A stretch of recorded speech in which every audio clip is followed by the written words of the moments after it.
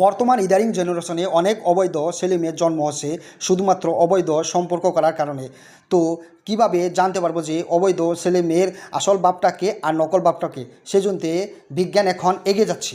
বিজ্ঞান আমাদের জন্য অনেক মেথড দিচ্ছে, তার মধ্যে একটি মেথড হচ্ছে ডিএনএ ফিঙ্গারপ্রিন্টিং।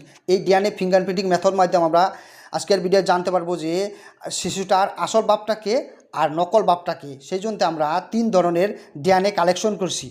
তো 2 ধরনের ব্যক্তিকে আমরা সাসপেক্ট হিসাবে ধরেছি, আর একটি হচ্ছে শিশুর ডিএনএ। তো এখানে দেখতে পাবো যে যার ডিএনএ শিশুটার সাথে মিলবে সেইটা হবে শিশুটার আসল বাপ, আর বাকি হচ্ছে নকল বাপ। তো তারপরে আমরা এই ডিএনএগুলোকে, আমরা যেই ডিএনএ আছে এই ডিএনএগুলোকে কাটবো কিছু এনজামের মাধ্যমে, যেগুলোকে বলা হয় রেস্ট্রাকশন এনজাম। রেস্ট্রাকশন এনজামের মাধ্যমে ওই ডিএনএ টুকরাগুলোকে ছোট্ট ছোট্ট করে টুকরা করব। তারপরে ওইগুলোকে আমরা জেল ইলেকট্রোফোরেসিস করব, মানে ইলেকট্রিক কারেন্টের মধ্যে রাখবো।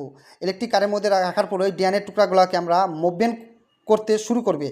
ডিএনএ বেসিক্যালি নেগেটিভ চার্জ, তার মানে ডিএনএ নেগেটিভ চার্জ মানে ডিএনএ পজিটিভ চার্জের মধ্যে আকর্ষণ হবে।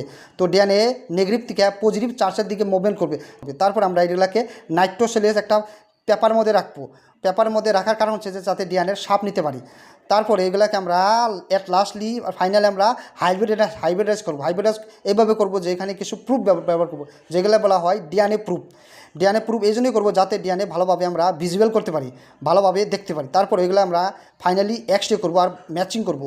তো এখানে দেখতে পাবো যে শিশুটার সাথে যার ডিএনএ ম্যাচ হচ্ছে সেইটা হচ্ছে শিশুটার আসল বাপ। তো এখানে সাসপেক্ট 1-এর সাথে শিশুটার ডিএনএ ম্যাচ হচ্ছে, তার মানে সাসপেক্ট 1 হচ্ছে শিশুটার প্রকৃত বাপ।